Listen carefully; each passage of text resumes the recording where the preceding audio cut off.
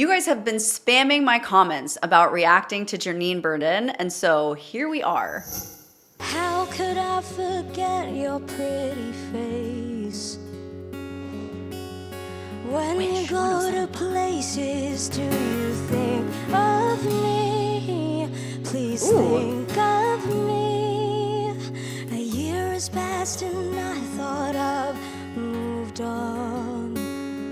Okay, really interesting how this is yet another amazing Filipina singer, right? And she actually won one of the biggest Filipino vocal competitions that I cannot pronounce, nor am I going to try. But she sounds so American to me, right? Like she sounds so like contemporary and like there's no accent that's affecting anything. And I think that's interesting how music can tend to be such an equalizer, even with accents. Like I don't hear anything at all. I admit you won now, please come back to me. Won't you come back to me? Really beautiful breath on the tone there. People come and go sometimes.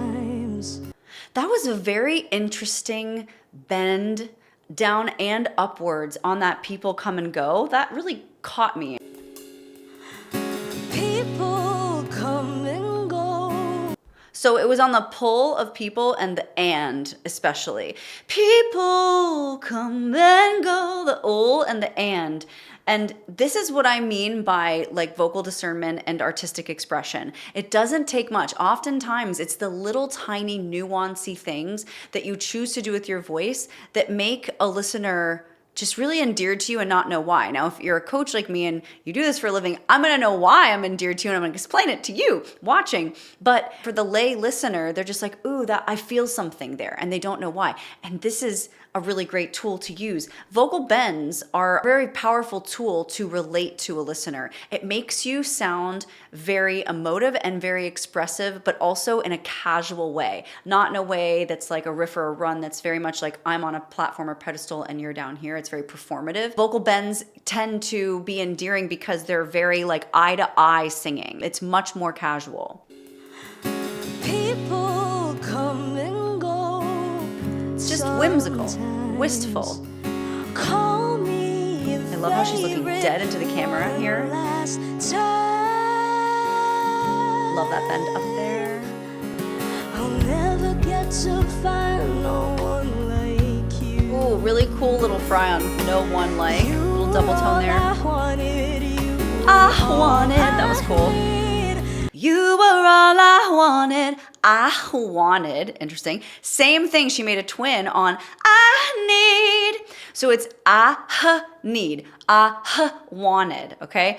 Adding breath in interesting places can be a really great stylistic vocal hack. It makes the listener go, what? What was that? I don't expect to hear that, and therefore my attention is piqued if for some reason I squirreled off thinking about something else. It's a great little attention grabber there. It also helps the artist sound unique in their way. It makes it part of their sound. So if I were to explain Janine's sound to someone who didn't listen to her, maybe one of the characteristics I would use is she uses her breath a lot in between words in surprising ways. Like that might be a descriptor for her voice after hearing her in that way. And that's one way to help your voice sound unique, is finding little things that work for your voice that are unique and not done a whole lot. This is all I'll be. Pretty. Come and People going to that P. sometimes. Pretty. Call me your favorite one last time. There's like a tinge of punk to her. Also in her look, of course, but in her sound.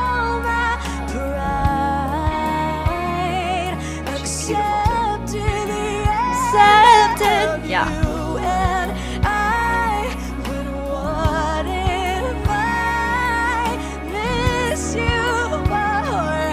Wow. I think I counted like 4 cries. Let's see. That was a lot in one little section. Hold on.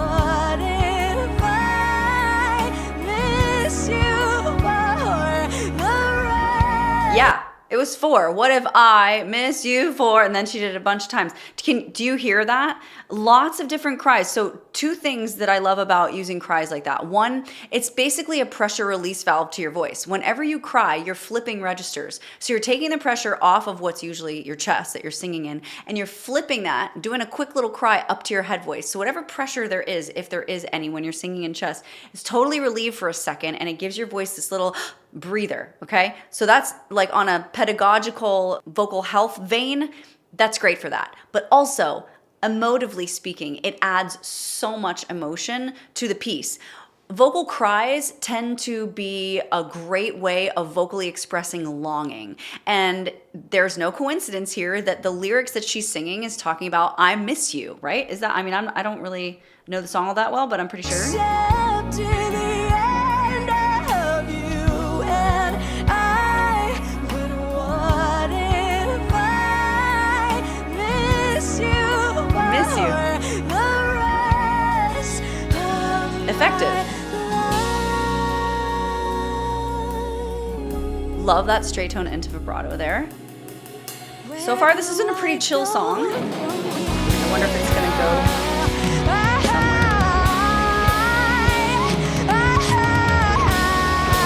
Lots of cries there.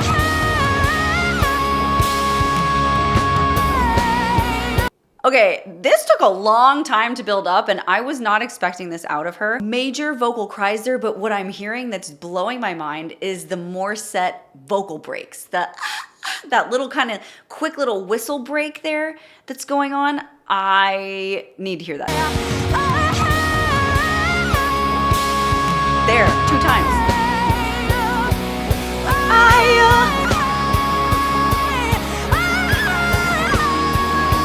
2 times, they're big time, obvious ones there. So if you didn't hear before, you gotta hear this one now. That's beautifully done. Now, I will say this, she set herself up gorgeously for having a nice open mouth vowel. That high, it couldn't be a more perfect climate for you to just wail and go to the top of your belting register. And she is like going wide open, super spatially aware and supportively aware in order to get these high, hard notes out. The climate up here in this vocal belting rafter area is not forgiving, okay? So the slightest little misstep, the little moments of no space, no support are gonna land you in Crackville, okay? But the cry here is a great pressure release valve to that, and I love that she's doing that, and I love that Morissette does it too. It's a great secret to giving your voice a little split-second nap, but it also is so stylistically compelling and interesting to listen to. Let's listen again, speaking of.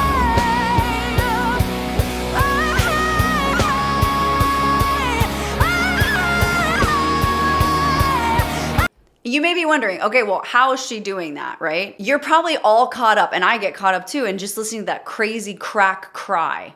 But the way that she is able to accomplish that is a combination of 2 things. One, she is singing on the tone and then adding an H, which forces the sound to abruptly stop. Because she's singing so high up there, when the sound abruptly stops, you get this explosion of a registerical change met with air, which is where you get that crazy cry sound from right here.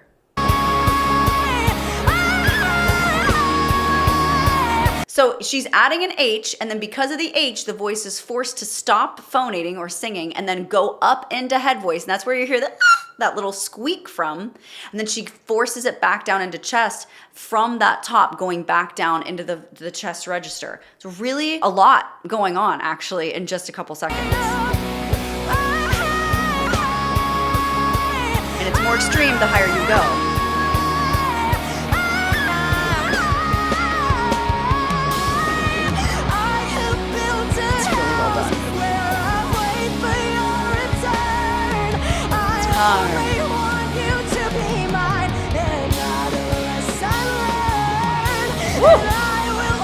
I can see why she wrote that. Won that vocal competition. Burns.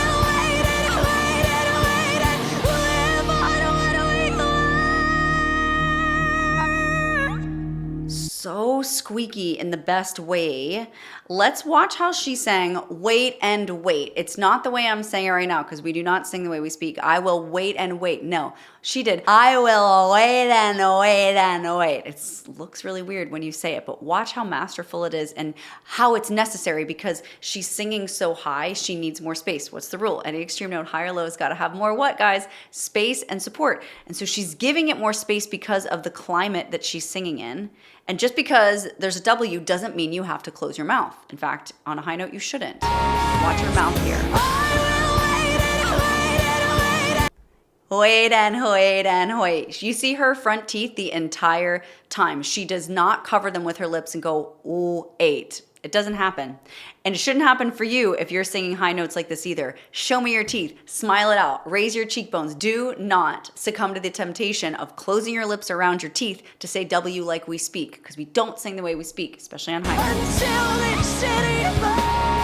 Watch again.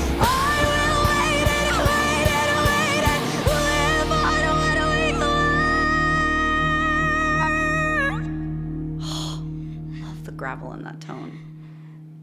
How could I forget your love the emotion there. face when you go to places? Gwen, beautiful. Do you think of me? Please think of me. Wishclusive on Wish. Ooh, I love that unresolved chord and note at the end. Hi, Ooh. Wishers! This is Janine Berdin. For more Wishclusive videos, click here to subscribe. Interesting actually hearing her voice at the end.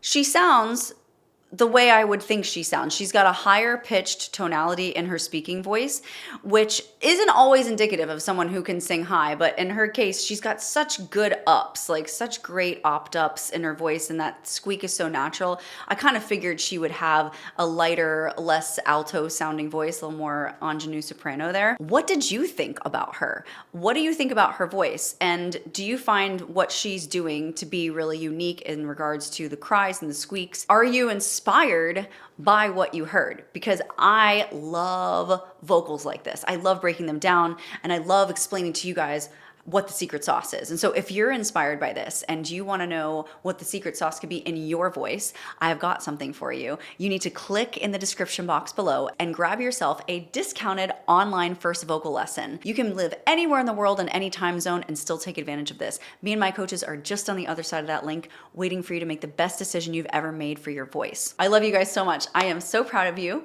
And as always, I'll see you on the next one. Bye.